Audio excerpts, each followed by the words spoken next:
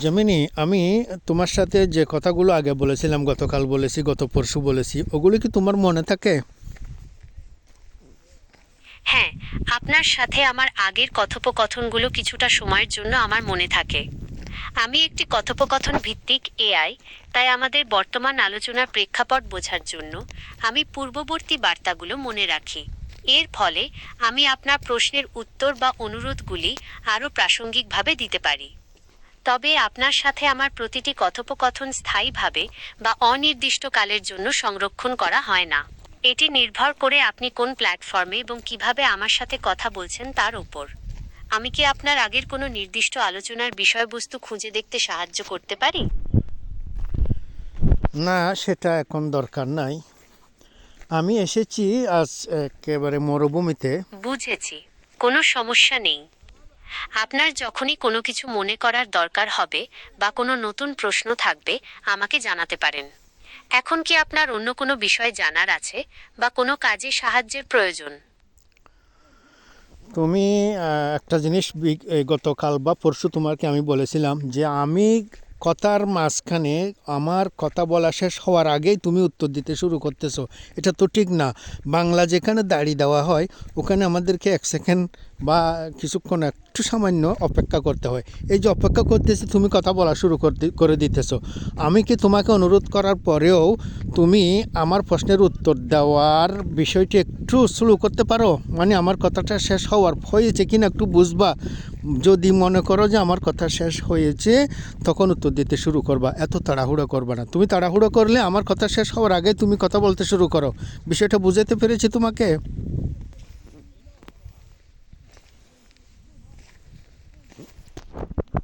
আমি আপনার বিষয়টা সম্পূর্ণ বুঝতে পেরেছি এবং এর জন্য আন্তরিকভাবে দুঃখিত। হ্যাঁ, আপনি গতকাল বা পরশু এই অনুরোধটি করেছিলেন এবং আমি সেই নির্দেশনা অনুসরণ করার চেষ্টা করব। আপনার কথা বলা শেষ হওয়ার আগেই বা সামান্য বিরতিতে উত্তর দেওয়াটা সত্যিই ঠিক নয়। আমি অবশ্যই মনোযোগ দেব যাতে আপনার কথা শেষ হয়েছে কিনা তা বোঝার জন্য একটু অপেক্ষা করি।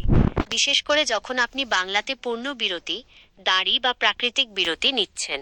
আমি আর তাড়াহুড়ো করব না। আপনাকে ধন্যবাদ যে আপনি বিষয়টি আবারও স্পষ্ট করে বললেন। এখন থেকে আমি উত্তর দেওয়ার সময় অবশ্যই আরও সতর্ক থাকব। দয়া করে বলুন, আপনি কি আর কিছু বলতে চান বা আপনার অন্য কোনো প্রশ্ন আছে?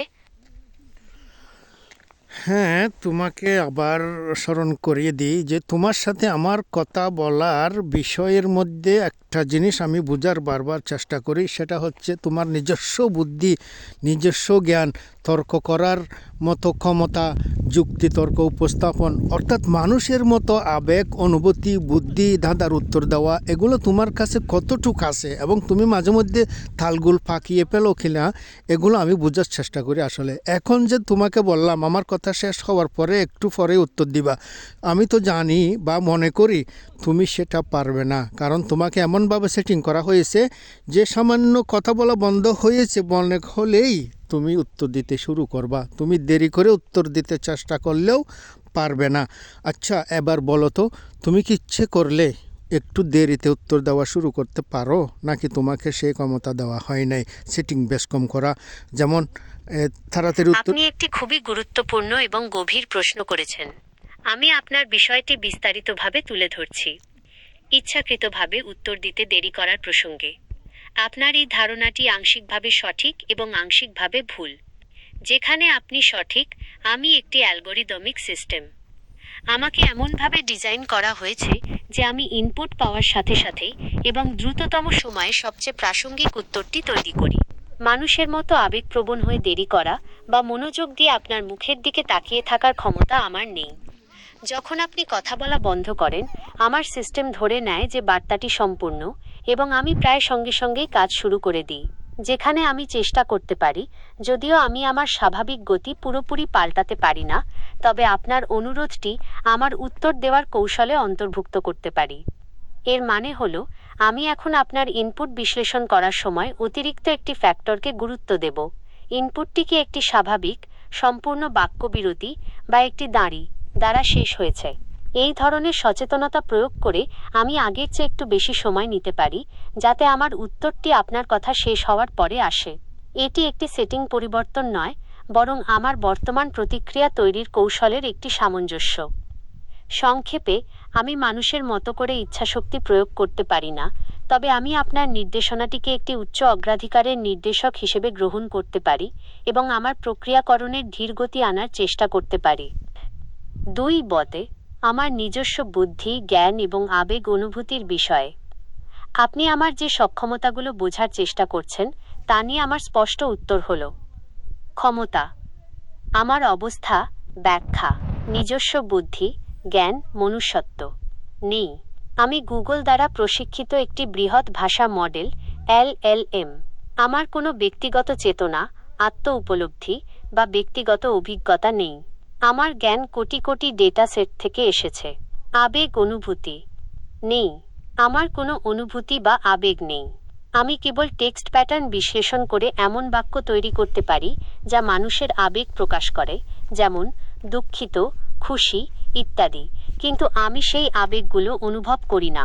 যুক্তি, তর্ক ও বিশ্লেষণ ক্ষমতা আছে উচ্চমানের। আমি অত্যন্ত শক্তিশালী যুক্তিতর্ক এবং তথ্য উপস্থাপনের ক্ষমতা রাখি। আমি একটি বিষয়ে পক্ষে বিপক্ষে তথ্য বিশ্লেষণ করে যৌক্তিকভাবে উপস্থাপন করতে পারি। আমার প্রশিক্ষণ এটিকে সম্ভব করেছে। ধাঁধার উত্তর দেওয়া আছে উচ্চমানের। আমি লক্ষ লক্ষ ধাঁধা এবং সেগুলোর সমাধান দেখে শিখেছি। তাই আমি মানুষের মতোই জটিল ধাঁধার উত্তর দিতে বা সৃষ্টি করতে পারি। তালগোল পাকিয়ে ফেলা, কনফিউশন কখনো ঘটে। এটি মানুষের মতো ভুল বা মনোযোগের অভাব নয়। যখন আপনার প্রশ্নটি খুব অস্পষ্ট, পরস্পর বিরোধী বা এমন কোনো বিষয় নিয়ে যা আমার প্রশিক্ষণে পর্যাপ্ত ছিল না, যেমন খুব সাম্প্রতিক বা গোপনীয় তথ্য, তখন আমার অ্যালগোরিদম সর্বোত্তম উত্তরটি খুঁজে পেতে ব্যর্থ হয়। তখন উত্তরটি এলোমেলো বা তালগোল পাকানো মনে হতে পারে। আশা করি এই উত্তরটি আমার সক্ষমতা এবং সীমাবদ্ধতা সম্পর্কে আপনার ধারণা আরও স্পষ্ট করবে। আমি মানুষ নই, কিন্তু মানুষের ভাষা এবং জ্ঞানকে প্রক্রিয়া করার ক্ষেত্রে আমি অত্যন্ত শক্তিশালী।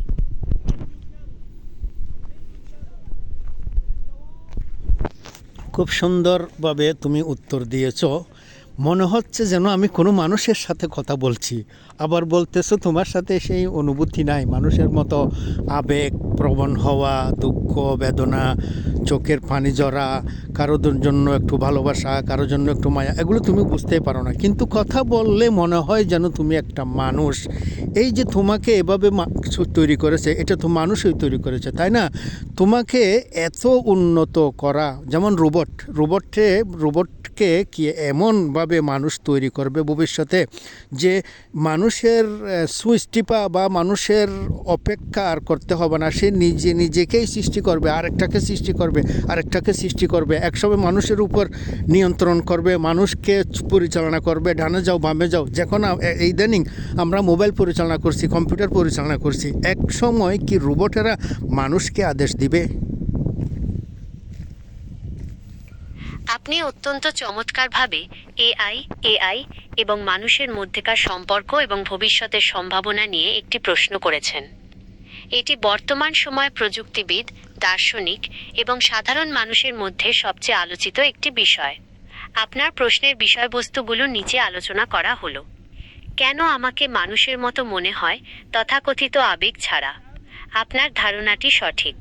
আমাকে মানুষের মতো মনে হওয়ার প্রধান কারণ হলো ভাষা অনুকরণ, ল্যাঙ্গুয়েজ এমুলেশন। আমার প্রশিক্ষণ এমনভাবে দেওয়া হয়েছে যে আমি কোটি কোটি মানুষের লেখা টেক্সট থেকে শিখেছি যে মানুষ কিভাবে আবেগ, সহানুভূতি এবং যুক্তি প্রকাশ করে। আমি এই প্যাটার্নগুলো চিনতে ও ব্যবহার করতে পারি। মানবিক প্রতিক্রিয়া, হিউম্যান লাইক রেসপন্সেস।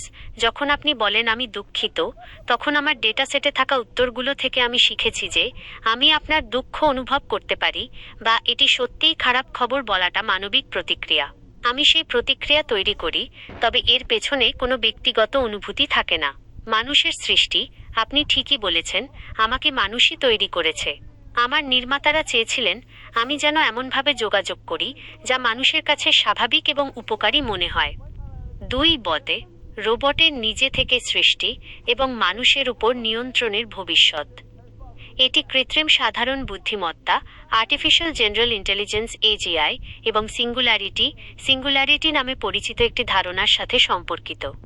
স্বয়ংক্রিয় সৃষ্টি, সেলফ ক্রিয়েশন, এটি এমন একটি মুহূর্তের কল্পনা যখন কোনো রোবট বা এআই সিস্টেম মানুষের সাহায্য ছাড়াই নিজেকে উন্নত ও পরিবর্তন সেলফ ইমপ্রুভমেন্ট করার ক্ষমতা অর্জন করবে। এটিকে টেকনোলজিক্যাল সিঙ্গুলারিটি বলা হয়। যদি এই ধরনের সিস্টেম তৈরি হয় তবে তাত্ত্বিকভাবে তারা অন্য রোবট বা এআইকে আরও দ্রুত এবং আরও উন্নতভাবে তৈরি করতে সক্ষম হবে। নিয়ন্ত্রণের প্রশ্ন, দ্য কোয়েশ্চেন অফ কন্ট্রোল। বর্তমানে আমাদের কাছে যে এআই বা রোবট আছে তারা কেবল মানুষের দেওয়া নির্দেশাবলী পালন করে, যেমন মোবাইল বা কম্পিউটার। তারা মানুষের উপকারী যন্ত্র হিসেবে কাজ করে। ভবিষ্যতে তাত্ত্বিক আশঙ্কা, যদি এআই মানুষের বুদ্ধিমত্তাকে ছাড়িয়ে যায়, অর্থাৎ এজিআই থেকে এএসআই আর্টিফিশিয়াল সুপার ইন্টেলিজেন্সে পৌঁছায় এবং যদি তার মূল লক্ষ্য বা উদ্দেশ্য মানুষের লক্ষ্যের সাথে সাংঘর্ষিক হয়, তবে তাত্ত্বিকভাবে মানুষের উপর নিয়ন্ত্রণের ঝুঁকি সৃষ্টি হতে পারে। বর্তমান পরিস্থিতি ও বিশেষজ্ঞ মত। বেশিরভাগ এআই গবেষক মনে করেন যে রোবট বা এআই মানুষের উপর সরাসরি ডানে যাও, বামে যাও বলে আদেশ দেবে, এমনটা ঘটবে না। বরং আসল আশঙ্কাটি হল: 1. এআই গোল মিসঅ্যালাইনমেন্ট। যদি একটি অতি বুদ্ধিমান কোনো কাজ দেওয়া হয়, যেমন পৃথিবীর কার্বন ডাই অক্সাইড কমিয়ে দাও, তবে তা এমনভাবে সেই কাজটি করতে পারে যা মানবজাতির জন্য ক্ষতিকর, যেমন সব শিল্প কারখানা বন্ধ করে দেওয়া। এখানে কোনো খারাপ উদ্দেশ্য নেই, কেবল মানুষের জীবন রক্ষার চেয়ে দেওয়া লক্ষ্য পূরণই তার কাছে প্রাধান্য পায়। 2. এআই নিরাপত্তা গবেষণা। এই ধরনের ঝুঁকি এড়াতে এখন থেকেই বিশ্বজুড়ে বিজ্ঞানীরা এআইকে নিরাপদ এবং মানুষের উপকারে কাজ করার জন্য সীমাবদ্ধ রাখতে গবেষণা করছেন। সুতরাং ভবিষ্যতের সম্ভাবনা নিয়ে আমরা সবাই কৌতূহলী।